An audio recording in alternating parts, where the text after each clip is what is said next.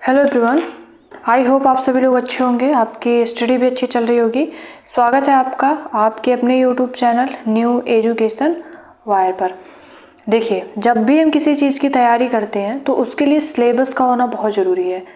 बिना सिलेबस की तैयारी करना उसका कोई मतलब नहीं है कि हम क्या पढ़ रहे हैं, क्या चीज़ें लिख रहे हैं, बस ऐसे लिखते ही रहते हैं, पढ़ते ही रहते हैं। लेकिन जब हमारे पास एक सिलेबस होता है, उसके अकॉर्डिंग हम अपनी तैयारी करते हैं, तो ये हमारे लिए ज़्यादा बेनिफिट होता है।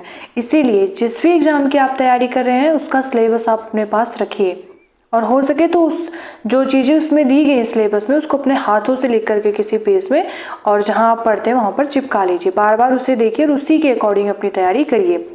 तो आज के इस सेशन में हम लोग देखेंगे कि यूपी टेट का जो एग्ज़ाम होने वाला है उसका सिलेबस क्या है, क्योंकि कई लोग हैं जो कि बिना सिलेबस के ही अपनी तैयारी स्टार्ट कर दी हैं। यूट्यूब पर आकर के लंबी लंबी क्लासेस देख रहे हैं बस, लेकिन नहीं, आपको पहले सिलेबस अच्छे तरीके से समझना है, फिर PYQ लगाने हैं। मैं भी PYQ करवा रही हूँ, आप वहाँ से भी देख सकते हैं, प्रैक्टिस कर सकते हैं, और आप खुद से भी कोई भी बुक ले करके जहाँ पर PYQ दी है वहाँ से प्रैक्टिस कर सकते हैं। ठीक है, तो एक एक करके हम लोग पहले चीज़ों को समझते हुए चलते हैं। सबसे पहली चीज़ क्या है, ये जो अपना सिलेबस है ये प्राथमिक स्तर का है।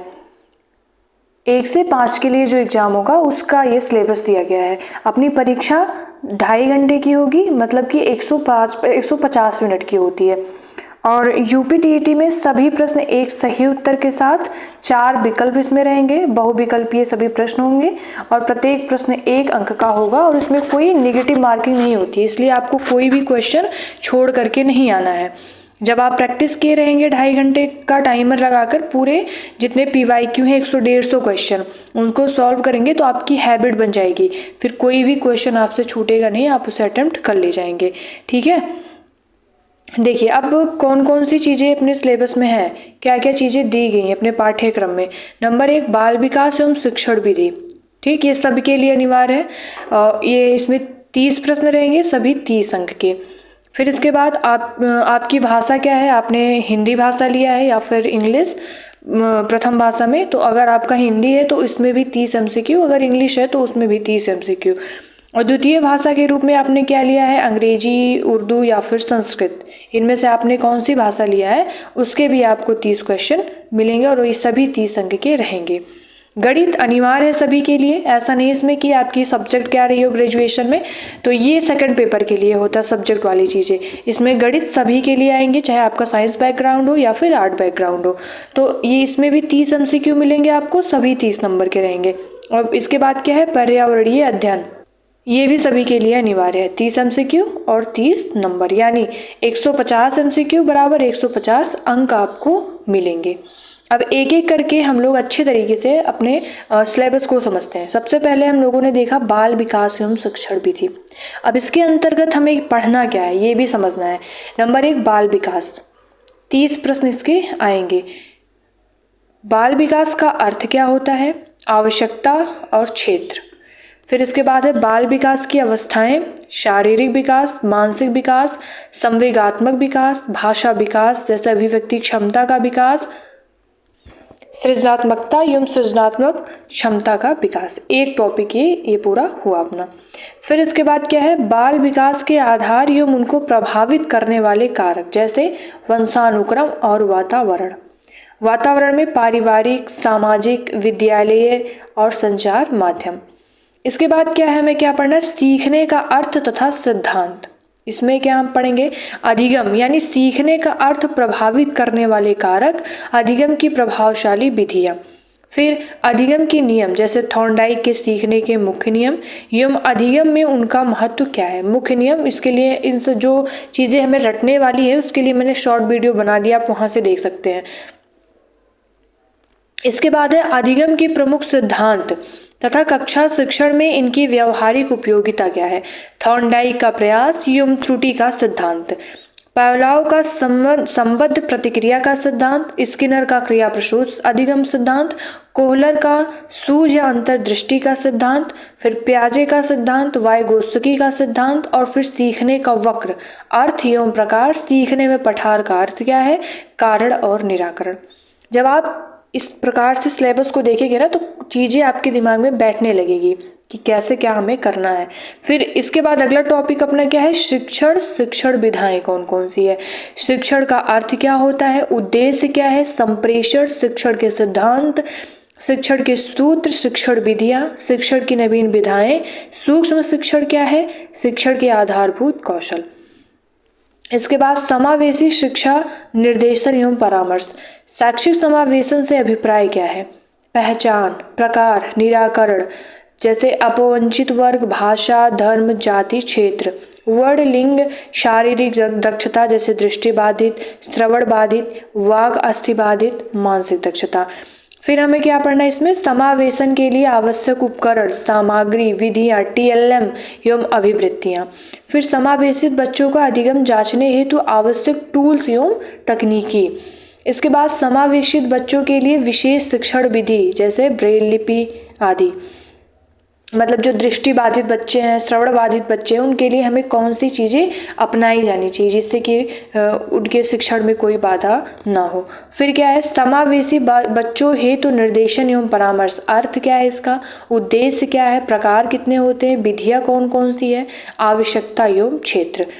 इसके बाद परामर्श में सहयोग देने वाली विभिन्न विभाग संस्थाएं जैसे मनोविज्ञान शाला उत्तर प्रदेश प्रयागराज, मंडलीय मनोविज्ञान केंद्र, फिर जिला चिकित्सालय, जिला शिक्षण एवं प्रशिक्षण संस्थान में प्रशिक्षित डाइट मेंटर, पर्यवेक्षण एवं निरीक्षण तंत्र, समुदाय एवं विद्यालय की सहयोगी समितियां, सरकारी एवं गैर सरकारी संगठन। इसके बाद क्या है इसमें, बाल अधिगम में निर्देशन एवं परामर्श का महत्व। फिर अगला टॉपिक आता है अधिगम एवं अध्यापन। अब इसमें क्या पढ़ना हमें, बालक किस प्रकार सोचते हैं और सीखते हैं, बालक विद्यालय प्रदर्शन में सफलता प्राप्त करने में कैसे और क्यों असफल होते हैं, अधिगम और अध्यापन की बुनियादी प्रक्रियाएं क्या है, बालकों की अधिगम कार्य नीतियाँ, सामाजिक क्रियाकलाप के रूप में अधिगम, अधिगम के सामाजिक संदर्भ। इसके बाद एक समस्या समाधान करता और एक वैज्ञानिक अन्वेषक के रूप में बालक। फिर है बालक में अधिगम की वैकल्पिक संकल्पना, अधिगम प्रक्रिया में महत्वपूर्ण चरणों के रूप में बालक की त्रुटियों को समझना। फिर है बोध और संवेदनाएं, प्रेरणा और अधिगम में योगदान देने वाले कारक निजी और पर्यावरणीय। ठीक, और इस प्रकार से हम लोग CDP के जितने भी चीज़ें दी गई हैं पॉइंट, उनको हम लोग कंप्लीट करते हैं। इतनी सारी चीज़ें आपके सिलेबस में है और इसी पर आपको पढ़ाई करनी है।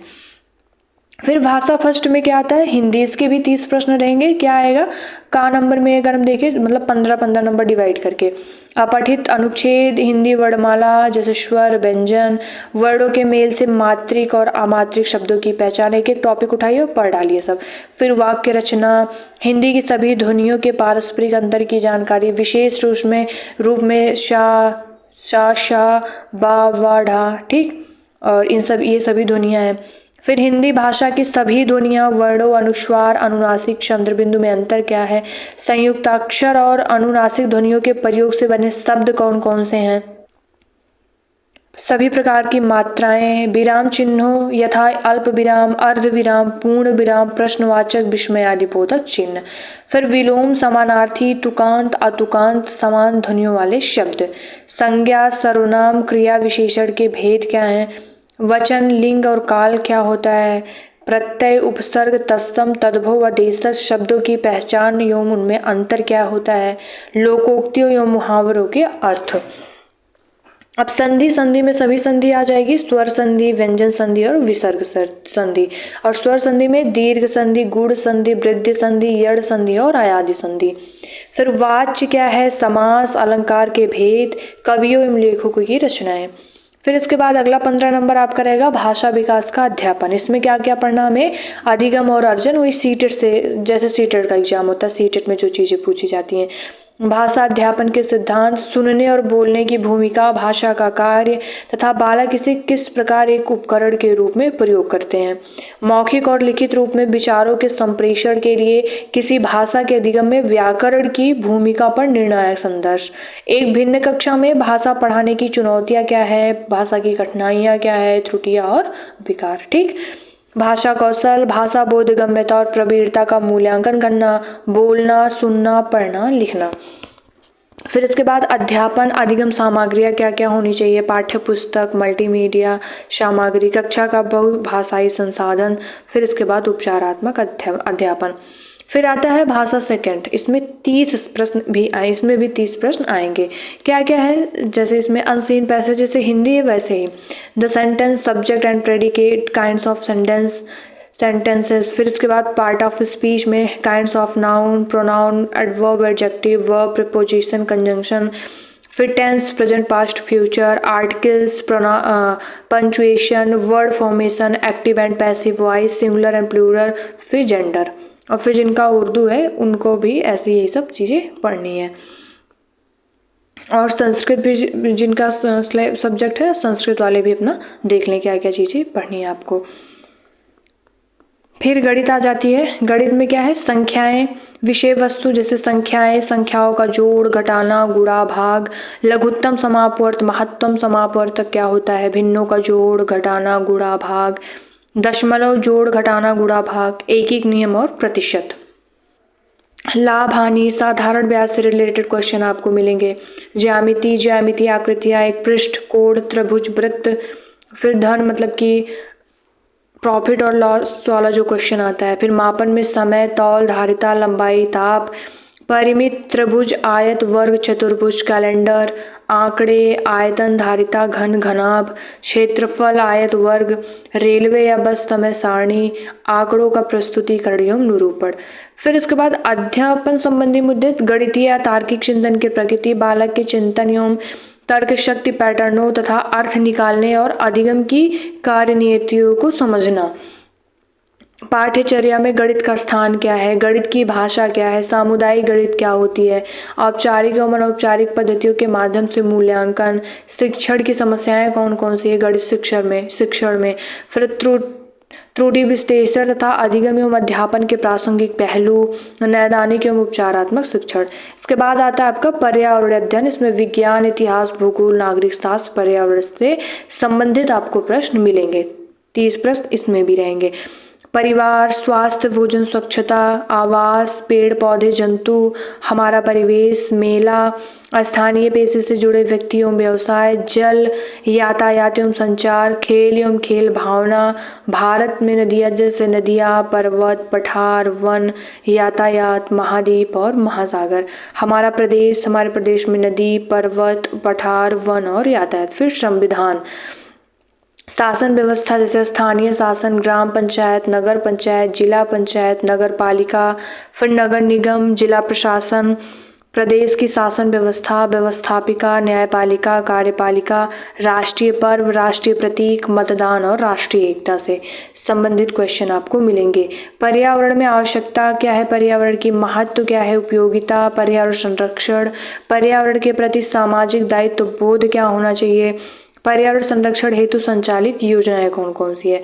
अब खा नंबर में क्या है, अध्ययन संबंधी मुद्दे, पर्यावरण अध्ययन की अवधारणा और व्याप्ति, पर्यावरण अध्ययन का महत्व क्या है, एकीकृत पर्यावरण अध्ययन, और फिर पर्यावरण अध्ययन एवं पर्यावरणीय शिक्षा, अधिगम सिद्धांत, विज्ञान और सामाजिक विकास की व्याप्ति और संबंध, अवधारणा प्रस्तुत करने के दृष्टिकोण, क्रियाकलाप, प्रयोग या फिर व्यवहारिक कार्य। फिर चर्चा, सतत व्यापक मूल्यांकन क्या होता है, शिक्षण सामग्री, उपकरण और समस्याएं। ठीक, तो ये रही अपनी सिलेबस, किसके लिए, यूपी टेट प्राइमरी लेवल का है, ये पेपर फर्स्ट के लिए।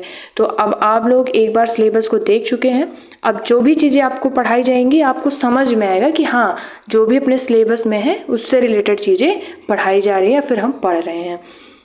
आई होप चीज़ें आपको समझ में आ रही होंगी। इन सभी चीज़ों को अपना करके ही मतलब कई चीज़ें क्लियर की जा चुकी हैं, तो इसलिए आप लोग इसको मतलब समझ सकते हैं अच्छे तरीके से। तो आप लोग भी अपने सिलेबस को अच्छी तरीके से पहले लिखिए एक पेज में, और ना हो तो आप कहीं से पहले इसको निकलवा लीजिए और अपने जहाँ पर आप पढ़ाई करते हैं वहाँ चिपका लीजिए, और उसी के हिसाब से अपनी अध्ययन करिए और PYQ को बार बार सॉल्व करिए, ईजिली आपका एग्ज़ाम क्लियर हो जाएगा। ठीक है, थैंक यू सो मच, जय हिंद।